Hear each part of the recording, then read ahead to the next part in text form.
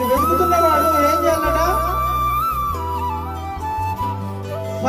ఫలము ఇస్తాడని చెప్పేసి నమ్మవలను కదా. మరి నమ్మకం ఉందా? మనకి నమ్మకం ఉంటే మరి బాధించబడుతున్నారు. హల్లెలూయా. ఇప్పుడు నువ్వు నమ్మిన దేవుడు నమ్మదగిన వాడు, అవునా కదా? నువ్వు నమ్మినటువంటి దేవుడు నమ్మదగిన వాడు కాకపోతే నువ్వు బాధపడాలి. హల్లెలూయా.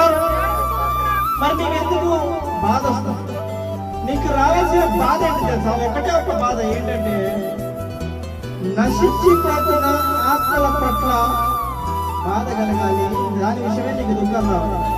అయ్యో నాకదైంది, అయ్యో నాకు ఇదైంది, నా పిల్లలకి ఇదైంది, నా ఇంట్లో ఆర్థిక ఇబ్బందులు ఉన్నాయి, నా పరిస్థితి బాగలేదు, నాకు రోగం వచ్చింది. వీటి విషయంలో నువ్వు బాధపడితే అర్థం లేదు. ఒక క్రైస్తవ విశ్వాసిగా, ఒక క్రైస్తవుడిగా వీటి విషయంలో బాధపడితే అర్థమే లేదు.